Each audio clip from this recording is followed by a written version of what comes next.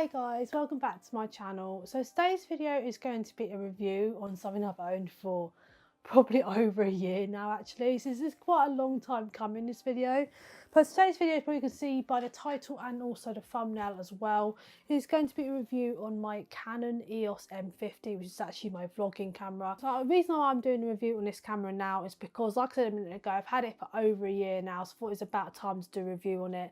I think I now know enough to be able to weigh out the pros and cons of this camera, and just letting you guys know now there is a lot more pros than cons, but there are some cons as well, which I do want to talk about. Now, I am no expert, I'm not a videographer or a really good photographer or anything like that. I do use this photography sometimes, but very rarely, so I do not know all the features of it yet. Even now, a year later, I still don't know all the features about it yet. But as I don't want to give you guys the wrong information about anything, I'm only going to weigh out the pros and cons, tell you guys about the things I do know about and things I've discovered myself from using this.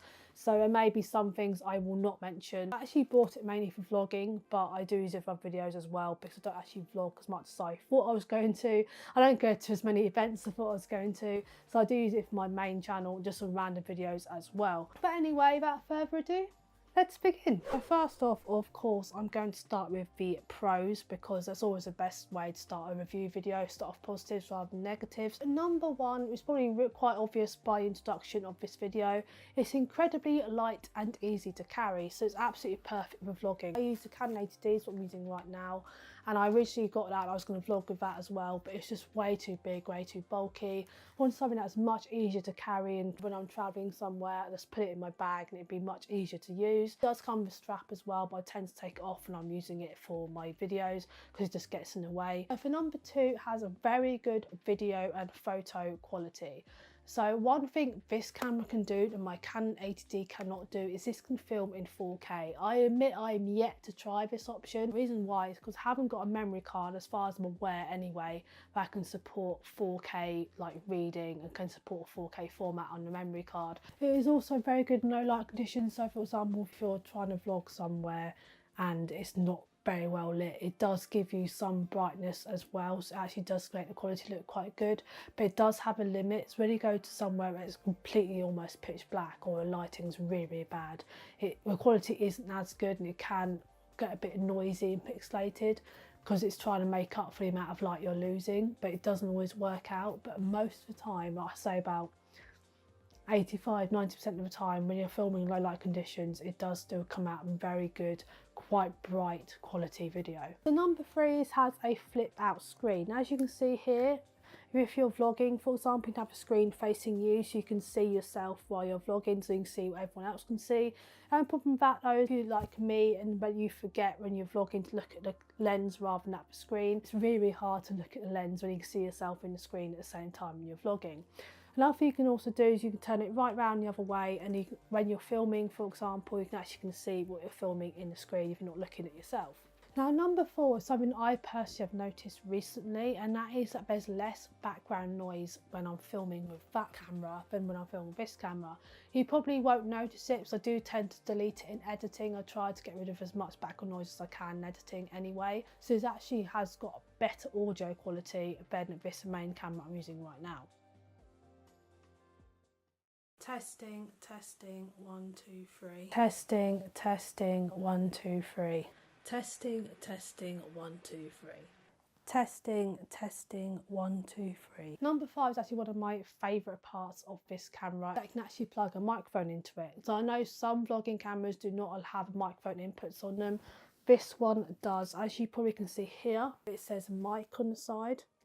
And you can plug your mic in, so when you're like walking around vlogging and that, you just plug your mic into there and you have like even better audio quality. Because what I mentioned previously, number four, the audio quality is good even without a mic in it. There's a bit more background noise than normal. It's still just as good without a mic in it, but I would recommend adding a mic to it because the audio quality is even better than mic plugged in.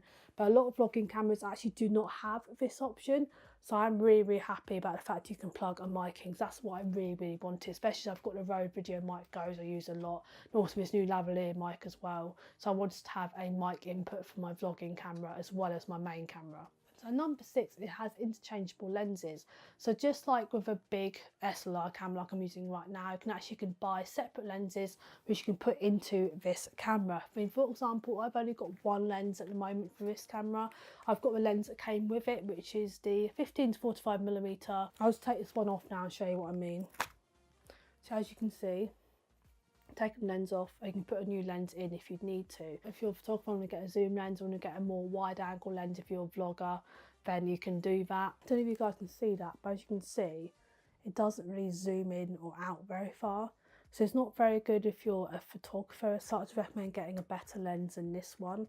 But if you're a vlogger, it does actually do the job quite well. If you're subscribed to me on YouTube, you've seen some of my vlogs. It's not really always the best angle. It's always a little bit close than I'd like it to be. But it does a decent enough job if you're a vlogger especially. Number 7, only takes a couple of hours to charge. It doesn't take long to charge at all, so you don't have to wait too long to be able to start using your camera again. So number 8, it's also got an option called creative filters. This is quite cool in the sense of it gives you like really cool little filters you can add to your photos or to your videos. It comes with 6 filters. First one's grainy black and white. Second one is soft focus. Third is obviously you can do a fisheye effect if you really like doing things like fisheye photos. Water painting effect, you actually make a photo you took look like a water painting. Toy camera effect, which simulates distinctive colours and vignetting of images from toy cameras. Miniature effect, which makes everything look really small, so makes everything look like miniature models. And you've got HDR art standard, which images resemble paintings with low contrast flat gradation.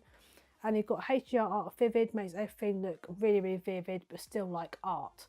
Another really cool thing it has is lots of different like modes you can go on to get like the perfect shot and a perfect video. And it has a thing called scene. If you go to the scene option, it actually has which I'd like to use quite a lot actually, has a selfie mode. So you have like a self-portrait mode. You can actually like beautify your skin, like make your skin look a lot smoother.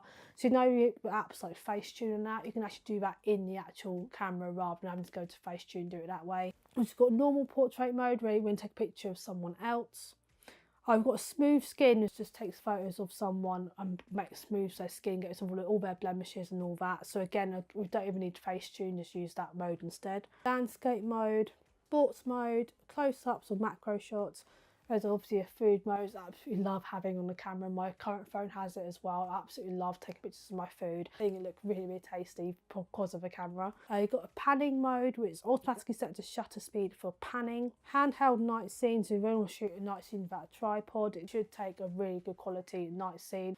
HDR backlight control, makes the background much brighter. And a silent mode, so if you take a picture of someone asleep, which is a bit odd, but if you're planning on doing that, it actually shoots really quietly, so there's no shutter sound at all. If you're at somewhere you need to be quiet or take a photo of someone asleep, I'd prefer if you were at somewhere we had to be quiet rather than take photos of people asleep, you know, whatever you do, that's the mode you would use. Okay, so number 10, this is another quite cool effect. I don't think a lot of cameras do this, but this camera does.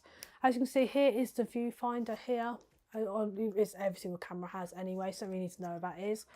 But what's really, really cool is if you watch the screen, I'll take the lens cap off so you see what's actually going on.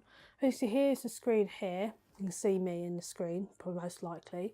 If I put my hand over the viewfinder, as you can see, the screen goes to black and it comes back again. So basically all that's meant for is when you're taking photos and you put your eye up to the viewfinder to take the photo, the screen will fade, but it can get annoying when you're doing a video or something and you keep like brushing your hand against the viewfinder and then the screen disappears, but when you're trying to vlog or whatever.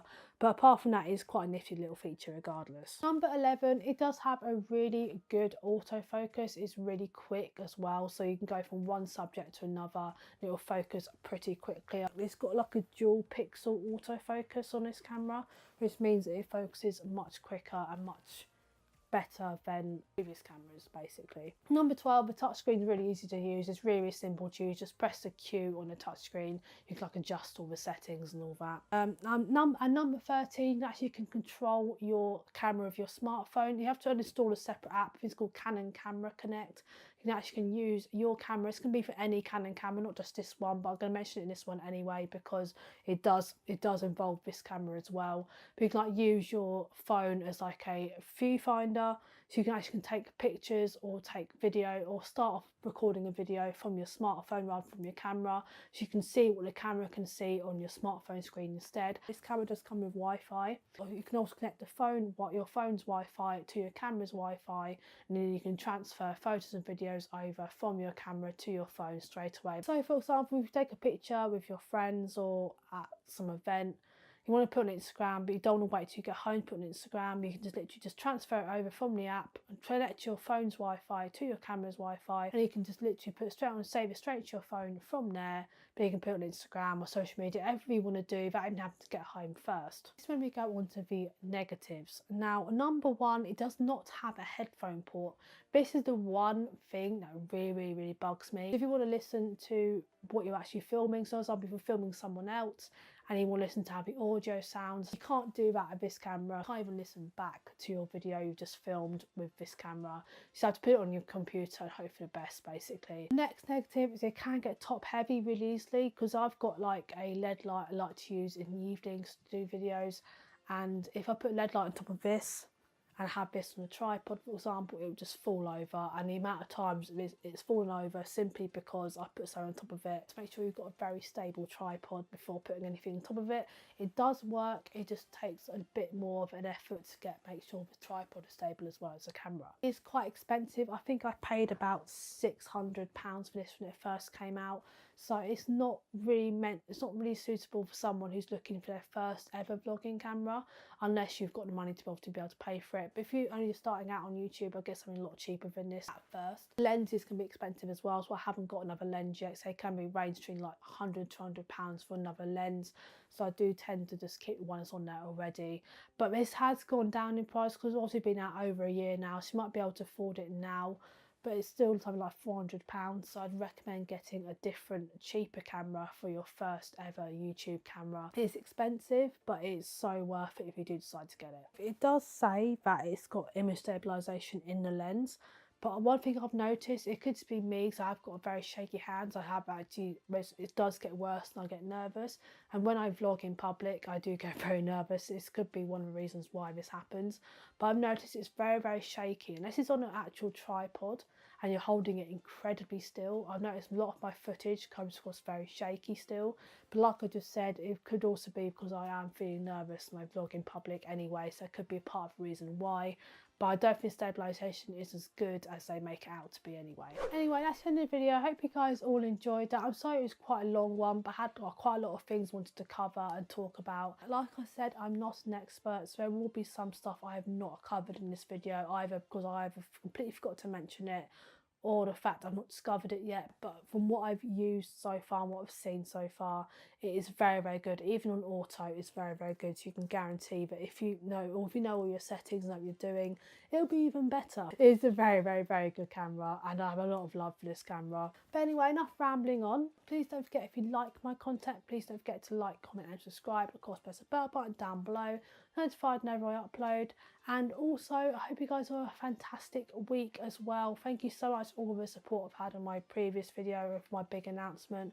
I've had so many people be so kind, so lovely to me, and it meant the absolute world. It made me feel so loved and appreciated, so thank you so much for that as well.